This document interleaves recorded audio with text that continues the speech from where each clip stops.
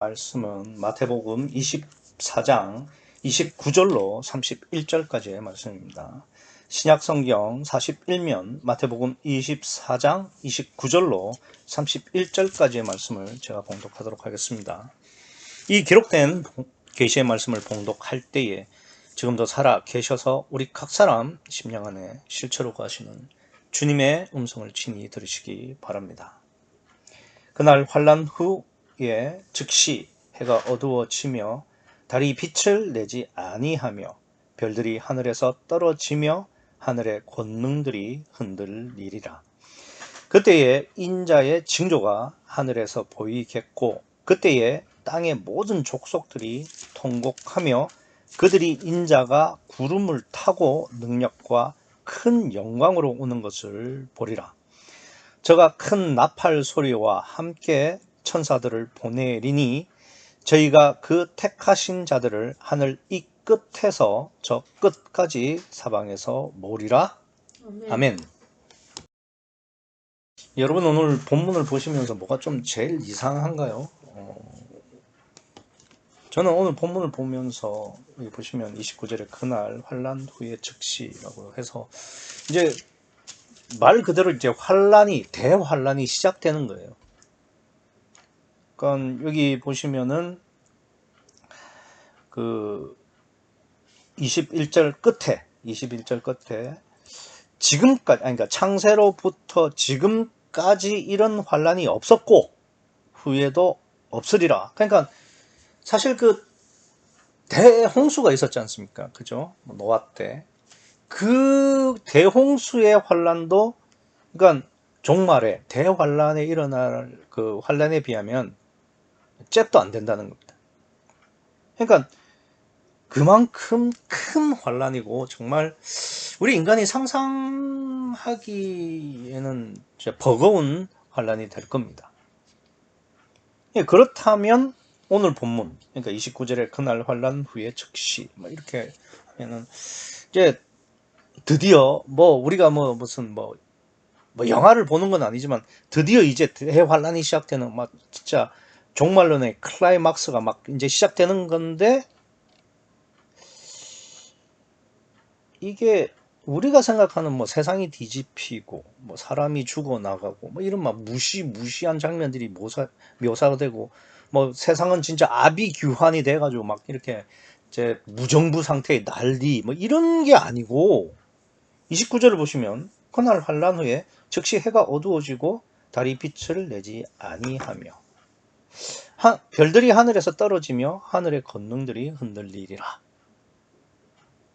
이게 끝입니다. 그러니까 예수님이 말씀하시는 대환란을 그러니까 24장 전체를 봐도 이게 끝이에요. 그 앞에도 처처의 기근 지진 이거는 대환란 전 징조고 기껏 해봐야 유대에 있는 자들은 그러니까 산으로 도망가라 이 정도지. 그리고 금방 우리가 읽었던 것처럼 21절에 그러니까 창세로부터 지금까지 그런 환란 없다 이런 거지. 무슨 우리가 생각하는 것처럼 그냥 지진이 일어나서 사람이 땅으로 삼켜지고 화산이 폭발해가지고 거기에 불에 타 죽고 이런 게 없어요. 그냥 29절 보시면 그냥 해가 어두워지고 별이 빛을 잃고 별이 빛을 내지 않는다. 별들이 하늘에서 떨어지고 하늘의 권능들이 흔들리라. 이게 전부예요. 사실 우리 예상과는 전혀 다른 분위기입니다.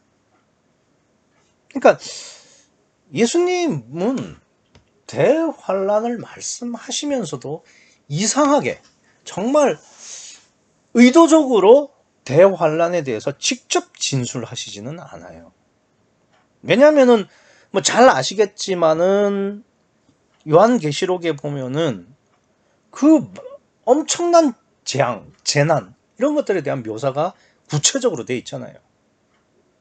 지진이 일어나서 세상 인구의 3분의 1이 죽는다. 물이 쓴 물이 되어서 그 중에 또 절반은 죽는다. 이런 식의 어마무시한 그러한 재난을 담고 있습니다. 그런데 예수님은 그냥 대환란이 29절이 끝인데 그것도 그냥 해와 달이 빛을 잃어. 뭐 이 정도예요. 뭐 그렇다고 해서 사람이 죽는다 뭐 이런 말씀이 없습니다. 아니 그러면 예수님은 사도 요한만큼 그 종말에 대한 내용을 모르셔서 말씀을 못 하시는 거냐? 그건 아니잖아요. 하나님이신데. 그러면 일부러 그렇게 직접적으로 말씀하시지 않는 이유가 있지 않냐 이거죠. 오히려 예수님은 우리가 앞달나게 보시면 아시겠지만 그냥 그날에 유대에 있는 자는 산으로 도망가라. 뭐 지붕 위에 있는 자는 내려오지 마라. 뭐 이 정도로만 이야기를 하시는 거예요. 그러니까 재난의 직접적인 내용보다는 피해라, 기도해라, 돌이켜라 뭐 이런 말씀만 하시는 거예요. 그래서 예수님의 대환란에 대한 말씀의 핵심은 포인트는 그 보이는 어떤 재난이 아니라 예수님은 피하라, 도망하라, 기도하라 이런 것들입니다. 근데 사실 오늘 본문도 보세요. 29절은 대환란에 대한 말씀이죠. 근데 30절은 예수님의 재림입니다. 그죠? 물론 또 31절도 재림에 따른 휴고. 그러니까 지금 석절이 오늘 한 단락인데 그 중에서 대환란을 말하는 것은 딱 한 절, 그리고 그 다음에 두 절이 예수님의 재림에 대한 말씀입니다.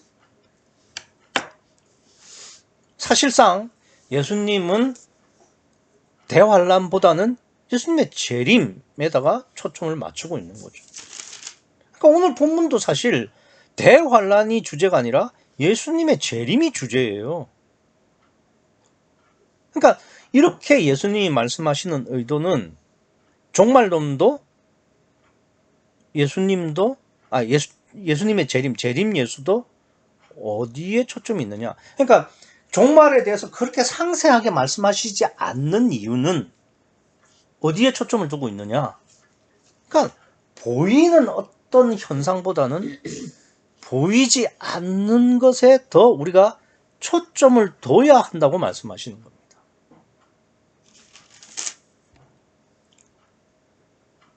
그래서 예수님이 지금 그 30절과 31절을 보면은 그러니까 예수님께서 큰 영광으로 그러니까 구름을 타고 오셔요. 구름. 손오공처럼 구름을 타고 옵니다. 그럼 구름을 타고 오는 예수님은 사람입니까? 사람이 아닙니까? 육체가 아니라는 이야기예요.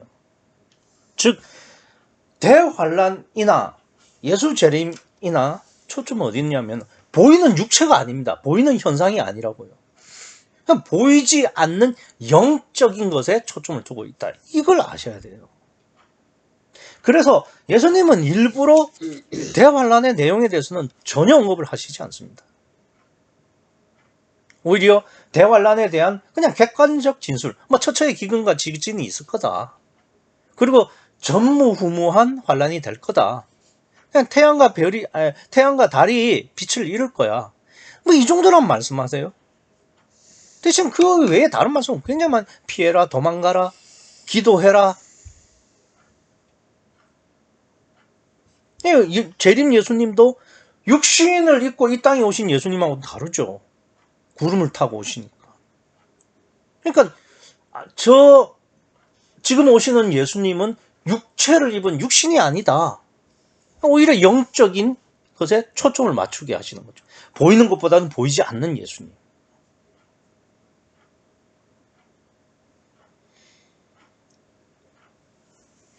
그래서 예수님이 초점을 맞추시는 것은 보이는 것은 무시하고 보이지 않는 것에 내 마음을 둬야 되고 그것을 위해서 살아야 한다는 것이 종말론을 대환란 없이 말씀하시는 예수님의 로고스가 되는 겁니다. 그래서 예수님의 말씀은 아주 심플해요. 그냥 대환란의 내용은 줄이고 보이지 않는 오직 성령만 강조하시는 거예요. 그래서 오늘 본문도 대환란이 아니라 재림 예수, 그러니까 영체를 입으신 영의 실체성으로 오시는 예수님에다가 초점을 두는 겁니다. 뭐 그렇다고 대환란을 아예 빼는 건 아니죠. 오늘 29절도 보시면 그날 환란 후에 즉시 해가 어두워지며 달이 빛을 내지 아니하며 별들이 하늘에서 떨어지며 하늘의 권능들이 흔들리리라. 이렇게 돼 있는데 오늘 본문 29절은 분명히 대환란 사건입니다. 그러나 대환란의 구체적인 서술은 없죠. 특별히 오늘 29절에 해가 어두워지고 달이 빛을 내지 않는다라는 요 사실에도 그냥 그렇다라는 사실만 말씀하시지 그것 때문에 사람들이 뭐 어떻게 죽는다든가 뭐 막 고난 속에 있다든가 그런 말씀은 없으세요. 이제 혹은 뭐 오늘 29절을 보면 그날 환란 후에라고 하니까 지금 해가 어두워지고 달이 빛을 내지 않는 것이 환란이 끝난 다음에 그런 건가? 그 더불어 이제 30절에 예수님이 그러니까 구름을 타고 오시는 즉 공중 재림도 환란 후에 되는 건가? 그렇지 않습니다. 그러니까 번역을 그날 환란 후에라고 했을 뿐이지 실제 이 후라고 된 단어는 헬라어로 메타라는 단어인데 이 메타라는 단어는 후에라는 뜻도 있지만 그보다는 뭐뭐와 함께, 뭐뭐 곁에, 그리고 심지어는 뭐뭐 사이에 이런 뜻이 있습니다. 그러면 우리가 29절을 그대로 메타라는 단어를 후에라고 표현하지 않고 곁에, 가까이, 중에라고 하면은 그렇죠. 그날 환란 그 사이에 그날과 환란과 동시에 이렇게 되는 겁니다. 그러니까 그 날이 사실은 그 날들로 복수입니다. 그러니까 그 앞에 환란 전 징조가 있는 그 날들을 말을 하겠죠. 그 날들과 그리고 실제로 환란이 시작되는 대환란 그 사이에라는 이야기가 되겠죠. 그 사이에 그러니까 환란이 시작되는 첫날이고 그 대환란 전 징조의 마지막 날이 되겠죠. 그 마지막 날과 첫날의 그 사이에 지금 어떤 일이 일어나느냐? 그러니까 해가 어두워지고 달이 빛을 내지 않는 그 환란의 첫째 날의 첫 징조가 시작이 되고 그와 동시에 예수님께서 그 30절에 보시면 그때에라고 되어 있잖아요. 그러니까 그 대환란 첫날에 예수님께서 재림을 하신다는 거예요. 공중 재림. 그러니까 지금 예수님이 대환란을 하시지 않는 것은 아니지만 분명히 말씀을 하시되 그 구체적인 내용은 생략을 하시고 또 여기 그 대환란과 시작되는 예수님의 재림 그러니까 그 예수님이 육체로 오시지 아니하고 영체를 입고 구름을 타고 오시는 공중 재림을 말씀하시는데 오히려 예수 재림에 더 초점을 두고 계신다. 이거를 우리가 정확하게 아셔야 됩니다. 왜 이런 해석을 제가 말씀을 드리는 거냐면은 여기 29절에 보시면 그날 환란 후에 즉시 해가 어두워지며 이렇게 돼 있잖아요. 그 다음에 달이 빛을 내지 아니하며 이렇게 돼 있는데 여기 보시면 달이 빛을 내지 않는다고 할 때 이 빛이 하나님은 빛이시니라 할 때 그 빛하고 다른 단어입니다. 하나님은 빛이시라 할 때의 빛은 포스라는 단어입니다. 포스. 그 다음에 오늘 본문에 달이 빛을 내지 아니하고 할 때 이 빛은 펜고스라는 단어예요.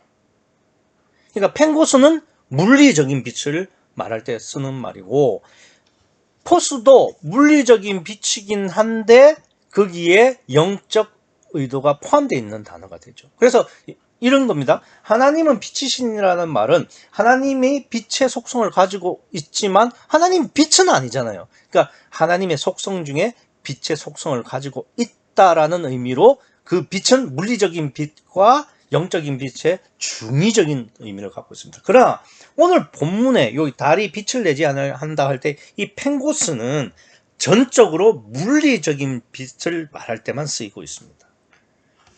그러니까 제가 무슨 말씀을 드리려고 하는 것은 하느냐면은 그러니까 이 그날 환란 후에 즉시 해가 어두워지고 달이 빛을 내지 아니하며를 신학자들은 우리 인간들의 도덕적 윤리적 타락 때문에 우주의 창조 질서가 무너지는 것이다 이렇게 이야기를 해요. 그러니까 그렇게 영적으로 그냥 막 자기들이 보고 싶은 대로 보는 게 성경 해석이 아니라 이 말입니다. 지금 하나님은 분명히 해가 그리고 달이, 이게 물리적인 단어입니다. 어두워진다는 말도 물리적인 단어고 빛을 내지 않는다 할 때 이 빛도 물리적인 단어예요. 그러니까 이건 그야말로 객관적인 현상을 지금 말씀하시는 건데, 이거를 신학자들은 다시 자기들이 영해한다고 해서 영적으로 꼬아가지고 이상하게 번역을 하는 겁니다. 그게 아니라 예수님은 실제 사실을 말씀하시려고 하는 거예요. 그러니까 대환란 첫날에는 해가 어두워지고 달이 빛을 내지 아니하는 그런 물리적인 현상을 정확하게 말씀을 하시는 거예요. 그러니까 이거는 무슨 뭐 인간의 뭐 도덕적인 타락, 윤리적인 잘못 이런 것 때문에 무슨 뭐 태양과 해가 뭐 빛을 잃고 뭐 어두워 그런 이야기가 아니라는 이야기. 그냥 실제로 대환란 날에는 실제로 태양이 어두워지고 달이 빛을 내지 않아요. 그런데 예수님께서 지금 문제가 되는 건 뭐냐면 29절에 그냥 진짜 물리적 사실을 말씀을 하셨습니다. 그러면 대환란 내내 이 태양이 어두워지고 달이 빛을 내지 아니하는 이런 물리적 사실들이 계속 일어나요. 뭐 대지진도 일어나고 화산 폭발도 일어나고 계속 일어나요. 그런데 왜 예수님은 이 해가 어두워지고 달이 빛을 내지 아니하는 요 장면을 택해서 말씀하셨냐 이거예요. 왜 그랬을까? 그게 지금 예수님이 진짜 말씀하시려고 하는, 그러니까 이 물리적인 빛을, 그러니까 포스라는 단어를 쓰지 않고 팽고스라는 물리적인 빛을 의미하는 단어를 쓰신 이유가 있다 이겁니다. 뭐냐? 해와 달은 물리적으로 서로 연결된 천체예요. 무슨 말이냐면 물론 달은 지구와 공정 관계가 되겠죠. 그죠? 그러니까 직접적으로는 지구랑 관계가 있는데, 근데 어떤 쪽으로 해와 달이 서로 연결된 천체가 되느냐면은 빛에 관해서는 그래요. 그러니까 태양이 빛을 내어야 달이 그 태양의 빛을 반사시켜서 빛을 내는 것처럼 우리한테 보이는 거예요. 그러면 보세요. 29절이 맞죠? 해가 어두워지면, 그러니까 해가 그 빛을 내지 아니하면은 달도 빛을 낼 수가 없는 거예요. 그러니까 반사할 빛이 없다 이 말입니다. 이게 무슨 의미가 되는 거냐? 그러니까 예수님은 물리적인 현상으로 설명했지만 우리는 이것을 예수님의 로고스로 보고 요거를 그러니까 영적으로 분별할 수 있어야 된다는 겁니다. 그러니까 태양과 달은 빛에 관해서는 관계적인 관계죠. 그러니까 태양에 의해서 달은 빛을 낼 수 있고 낼 수 없고 그런 문제입니다. 그러니까 29절에서 태양이 어두워졌기 때문에 달은 빛을 낼 수가 없는 겁니다. 그래서 여기 29절의 원문을 보면은 즉시 해가 어두워지며 그다음에 달이 빛을 내지 아니하며 요 사이가, 그러니까 우리처럼 이렇게 그러니까 한 문장으로 연결된 게 아니라 동등한 게 하이로 연결이 되어 있습니다. 그러니까 해가 어두워지지 않았기 때문에, 어두워졌기 때문에 달이 빛을 낼 수 없다. 이렇게 기록이 되어 있다 이겁니다. 그러니까 예수님은 해와 달을 대환란의 대표적 재난으로 말씀을 하시면서 이것을 통해서 우리에게 말씀하시고자 하는 로고스가 있죠. 그게 뭐냐? 지금 태양은 큰 광명이죠. 성령을 의미하는 겁니다. 그러면 달은요? 작은 광명이죠. 그러니까 해는 성령이고 달은 인간의 심령을 말을 해요. 성령이 역사하시면은 인간의 심령에 내주하실 수 있죠. 근데 대환란 때는 즉시, immediately, 영어로 또 똑같아요. 유도스 똑같습니다. 즉시 태양이 대환란 때는 어두워진다. 빛을 내지 않는다 이 말입니다. 다시 말해서 대환란 때는 즉시 성령의 역사가 멈춥니다. 그러면 그때부터는 임마누엘 없어요. 없습니다. 이걸 말씀하시는 거예요. 그래서 물리적 관계성을 통해서 우리 인간과 성령과의 영적 관계성을 지금 말씀하시려고 하는 거예요. 그러니까 사실은 이 대환란이라는 것도 무슨 재앙이나 재난에 초점을 두시는 게 아니에요. 예수님은 관계성입니다. 관계성. 그것도 보이지 않는 관계성. 그러니까 보이지 않는 성령과 보이지 않는 우리 심령이 연합을 할 수 있느냐 없느냐 안 된다고요. 그때는. 왜? 태양이 어두워졌기 때문에. 달은 절대로 빛을 반사해서 빛을 낼 수가 없다니까요. 그게 대환란입니다. 그래서 뭐 저는 그렇게 봅니다. 그러니까 그 첫째 날 1장 2절에 빛이 있으라 하심에 빛이 있었고 할 때가 그러니까 구약의 성령이죠. 임시. 그다음에 그 큰 광명 작은 광명을 만드는 날에 큰 광명이 성령이 되겠죠. 그럼 작은 광명 달은 뭐냐? 그러니까 큰 광명인 성령으로 말미암아서 임마누엘 된 그리스도인을 말하는 거죠. 근데 그 관계가 대환란 때는 없어졌다 이거예요. 안 된다 이겁니다. 왜? 성령이 더 이상 역사를 하시지 않기 때문에. 그러니까 예수님은 사실 대환란에 대한 말씀을 사실 안 한 거나 마찬가지세요. 그냥 대환란도 그냥 관계성으로만 말씀하셨고 또 그것도 보이지 않는 영적인 것에 대해서 이야기하셨지 보이는 대환란의 현상이나 징조는 말씀 안 하셨습니다.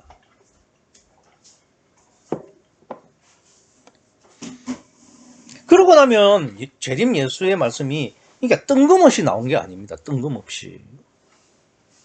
그럼 왜 재림 예수 이야기가 나왔냐? 그러니까 대환란 때 예수님이 오시는 것은 성부 하나님이 정해놓으신 마스터 플랜이에요. 그러니까 대환란이 시작될 때 재림 예수님이 오셔가지고 그 당시 임마누엘이 된 사람들을 불러 모으는 휴거가 되도록 하는 것은 즉 그러니까 환란 전 재림 그것도 공중 재림 이게 맞다 이거예요. 이게 하나님께서 해놓은 계획이다 이거예요.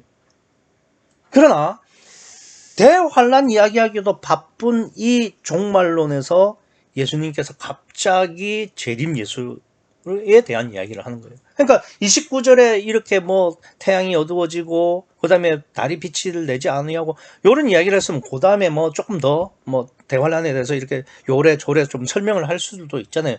아니 요한계시록에서는 그 책 한 권을 다 들여가지고 그 대환란에 대해서 설명하시는데 예수님 그거 조금 말씀해 주시면 안 되나? 그런데 안 하신다 이거예요. 요것만 딱 말하고 30절에는 재림 예수에 대해서 말씀을 하시는데 이 재림 예수 역시 관계성에 대한 말씀입니다. 왜냐? 보세요. 예수님이 30절에 분명히 구름을 타고 공중에 오세요. 그죠? 공중에 딱 오십니다. 그런데 예수님이 뭘 하시느냐? 31절 저가 큰 나팔 소리와 함께 천사들을 보내리니 저희가 그 택하신 자들을 하늘 이 끝에서 저 끝까지 사방에서 모은다. 모은다는 게 뭡니까? 합친다는 뜻 아닙니까? 그게 관계성이라는 이야기가 되는 거죠. 그러니까 이 지금 29절은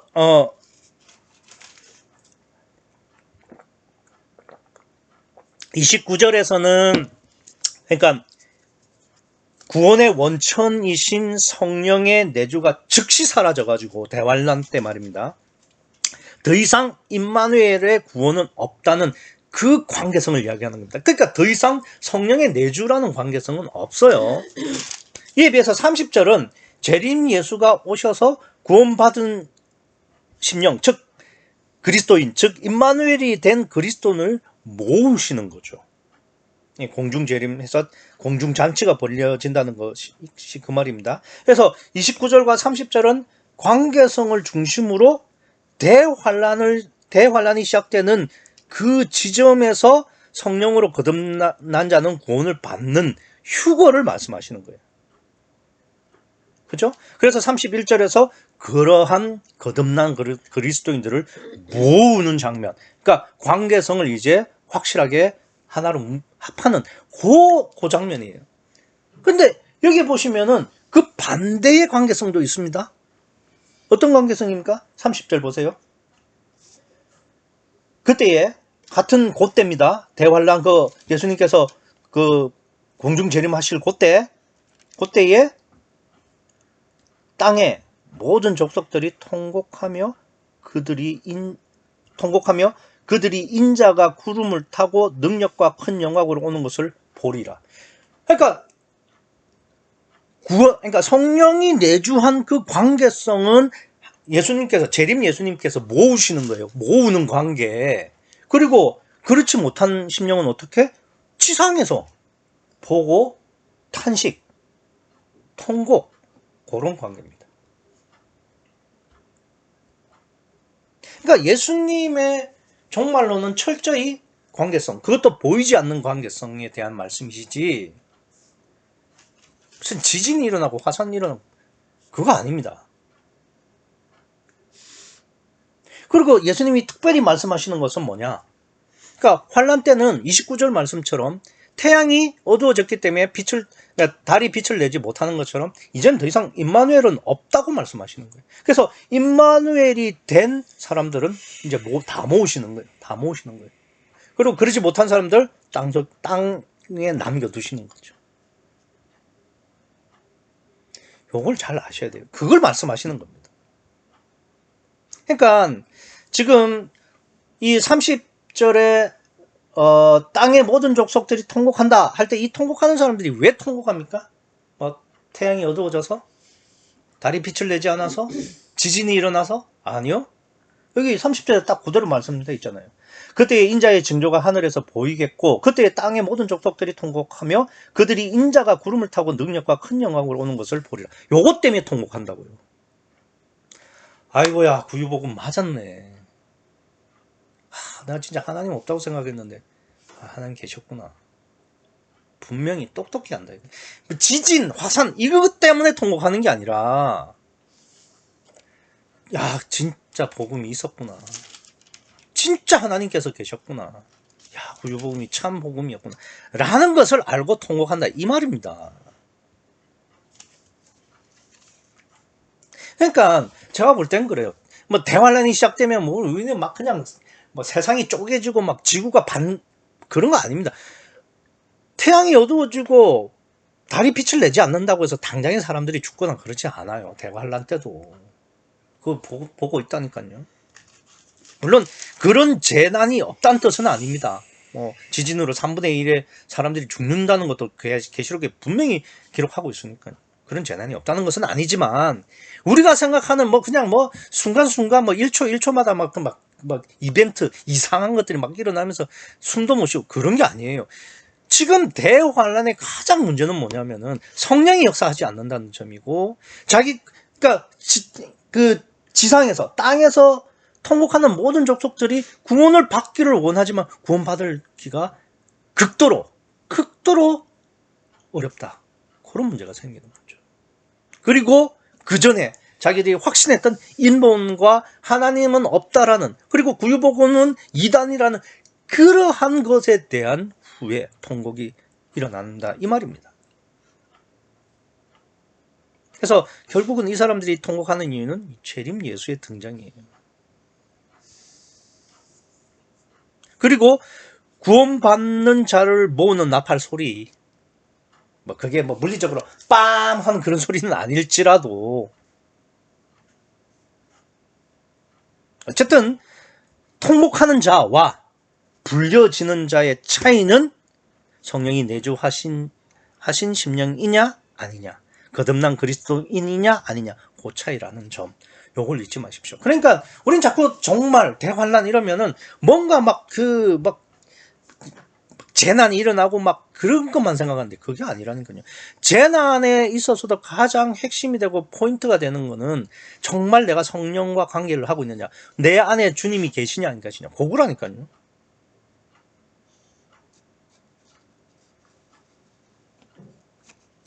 그런데 좀 이상한 게 있어요. 아니 제가 계속해서 관계성을 이야기하고 있잖아요. 29절에 그러니까 태양과 달의 관계성, 그게 연장되면은 우리 성령과 인간의 심령의 관계성. 그러니까 대환란 때 그러니까 재림 예수가 천사들을 보내어서 이렇게 모으는 자들과의 관계성. 그러면 아니 임마누엘이 인격적인 관계잖아요. 그렇죠. 그러니까 그러면은 그 인격적인 관계로 모으시겠다 이렇게 생각이 드는데 여기 보세요.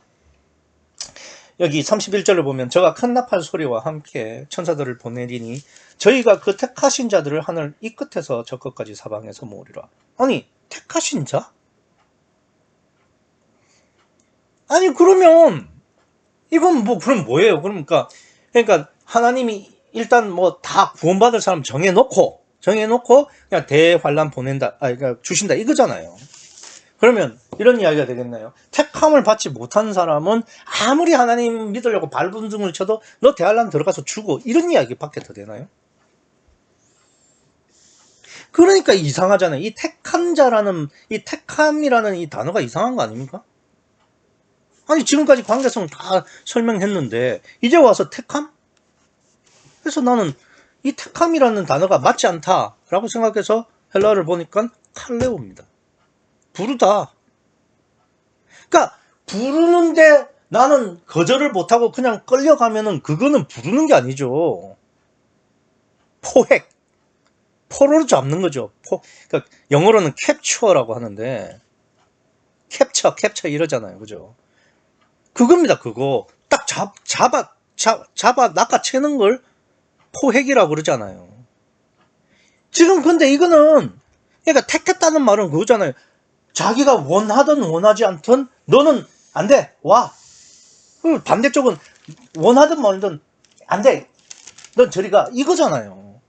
근데 예수님이 지금 말씀하신 원문에 있는 거는 칼레오입니다. 부른다는 뜻이에요. 부른다는 것은 부름에 대한 응답이 있어야죠. 부른 자는 그 심령을 보고 부르고 불리운 자는 그 부름에 대한 응답이라는 인격적 관계가 형성이 되는 거예요.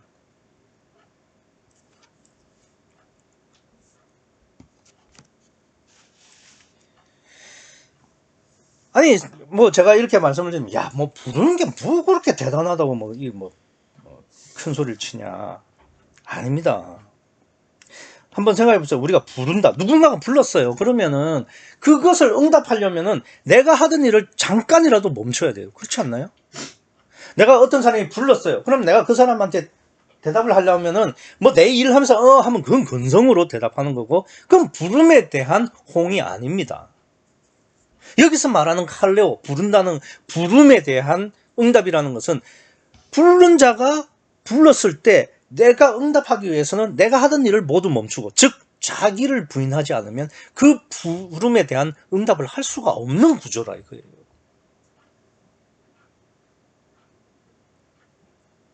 그래서 여기 보시면은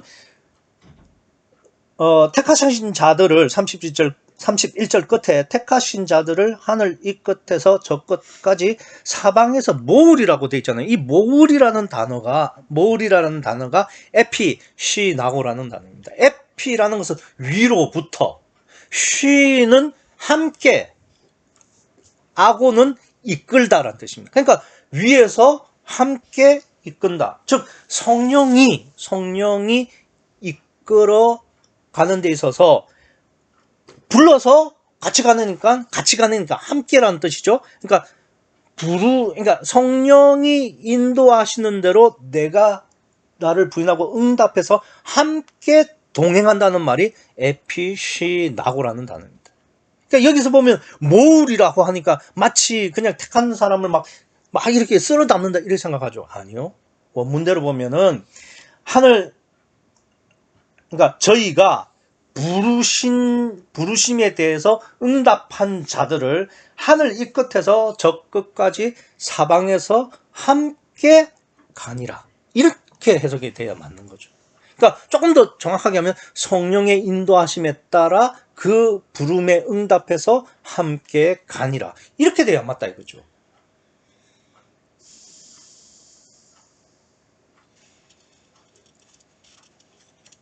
그런데 왜 이렇게 그러니까 택하신 자들이라고 그러고 모은다라는 단어를 쓰느냐? 절대 예정을 합리하기 위한 번역이다 이거죠. 그래서 29절을 보면은 그날 환란 후에라고 해서 마치 환란 후에 사람들이 구원받는 것처럼, 그러니까 모든 환란을 다 마치고 끝끝내 구원을 받는다라는 환란 후 재림이라는 절대 예정의 교리를 합리화하기 위해서 이렇게 번역을 했다 이 말입니다. 아니요, 원문대로 보면은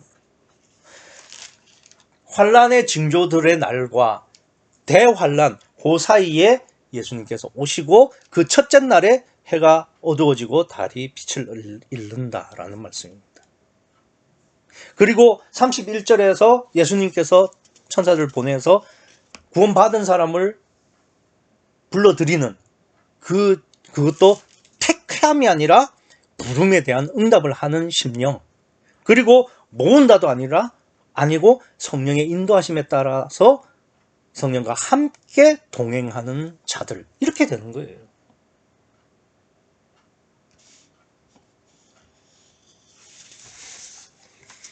근데 그 절대 예정이라는 그거 하나를 자기들이 관철시키기 위해서 성경을 다 바꿔놓은 겁니다. 이렇게 하면 안 된다는 거죠.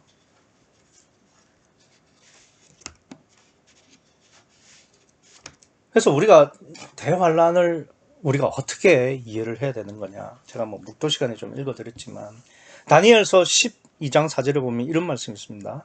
다니엘아, 마지막 때까지 이 말을 간수하고 이 글을 봉합하라. 많은 사람이 빨리 왕래하며 지식이 더하리라. 그러니까 다니엘서에서는 대환란의 징조를 사람이 빨리 왕래하고 지식이 더하는 것으로 말세의 징조로 삼았어요. 보세요, 요즘 사람들이 빨리 다니죠. 그러니까 물리적으로 그냥 있는 대로 보면 사실 우리가 지금 전 세계를 24시간 안에 도착하지 못할 곳은 아무 데도 없어요. 다 갈 수 있습니다. 그리고 지식이 더한다.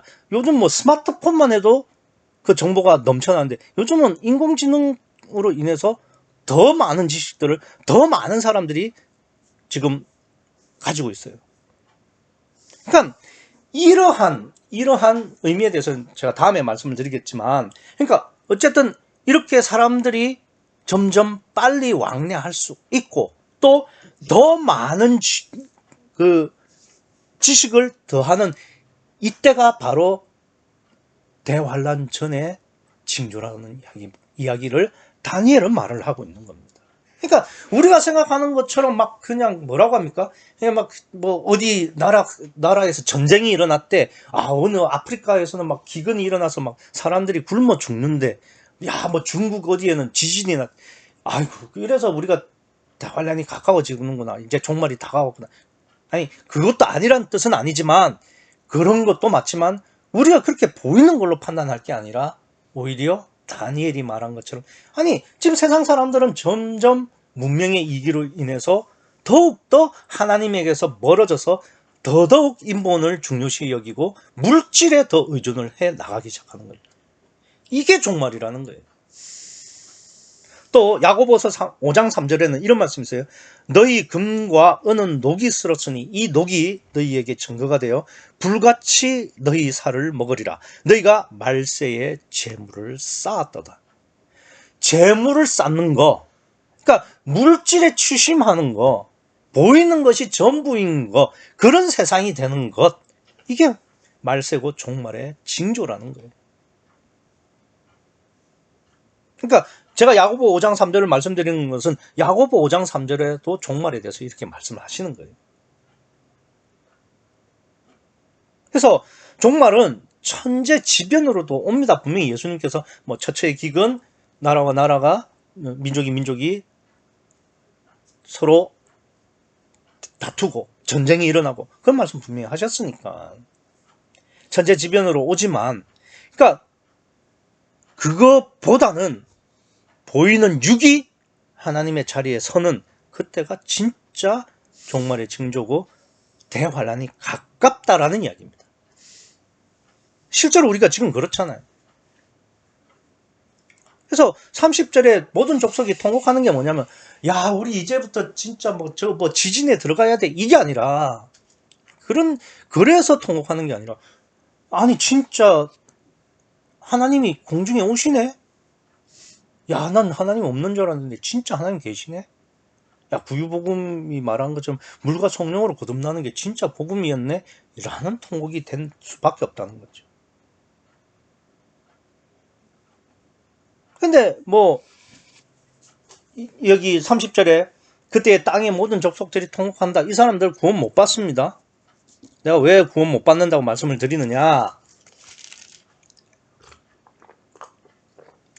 일단 이 사람들의 심령이 거듭날 만한 심령이 아니니까 하나님께서 땅에 남겨두셨겠죠. 왜냐하면 31절에 보면은 그러니까 뭐 택하신 자라고 번역했지만은 그러니까 부른 자들을 이렇게 사방에서 모으신다 이렇게 말씀하셨잖아요. 그죠? 그러니까 이 사람들은 거듭날 심령이니까 휴거가 되는 건데 그러면 이 대부분의 그러니까 그 극소수의 휴거되는 사람들을 제외한 대부분의 땅의 모든 족속들은 이제 구원을 못 받는 심정이다 이거죠. 근데 왜 못 받느냐? 왜 제가 못 받는다고 말씀을 드리는 거냐? 여기 보시면은 그 30절에 모든 그때 땅의 모든 족속들이 통곡한다고 되어 있습니다. 통곡한다고. 뭐 제가 말씀드린 것처럼 아니 뭐 진짜 하나님 계셨던 거야? 아니 진짜 구유복음이 사실이었던 거야? 라면서 통곡하고 탄식하는 거죠. 근데 이 사람들이 구원을 왜 못 받느냐면 지금 이게 통곡할 때가 아니에요. 그때라도 회개하고 돌이키고 자기를 부인했었어야 하는 거죠. 아니 대환란 첫째 날에도요. 아니 지금 휴거가 되는 사람들처럼 임마누엘이 된 성령이 내주한 상태로 구원 못 받는 건 사실이에요. 이제 그때부터는 그런 건 없어요. 그런데 그렇다 대환란에도 구원은 있습니다. 여전히 육체를 부인하고 자기를 부인하는 겁니다. 통곡을 해서 해결될 문제가 아니라 이거예요. 그래서 요엘서 2장 12절에는 이런 말씀이 나옵니다. 여호와의 말씀에 너희는 이제라도 금식하며 울며 애통하고 마음을 다하여 내게로 돌아오라. 이것도 환난 때 하시는 말씀이에요. 환난 중에 하시는 말씀이에요. 그러니까 환난 때라도 그러니까 주님이 이미 재림을 해서 이제 더 이상 신약적 구원, 임마누엘의 구원은 없어요. 그렇다고 해서 그때 그리고 또 성령도 역사를 하시잖아요. 그런데 그렇다고 해서 구원까지 막힌 건 아니라 이거예요. 물론 자기를 부인하고 하나님을 믿기를 소원하면 순교를 당할 수도 있습니다. 그렇다 할지라도 구원 못 받는 건 아니죠. 그러니까 요엘서 2장 12절 말씀처럼 이제라도 금식하고 울며 애통하고 마음을 다하여 내게로 돌아오라. 이게 돌아오라. 예수님 말씀은 그렇게 되기 전에 피하고 너희를 완전히 부인하라고 말씀하신 거고, 그러나 대환란을 주셨어도 그래도 마지막 기회는 남았다 이거예요. 그러니까 대환란 중이라도 육체를 부인하고 주님에게 돌아갈 거를 생각해야 되는데 통곡하고 있으니 이 사람들 죽습니다.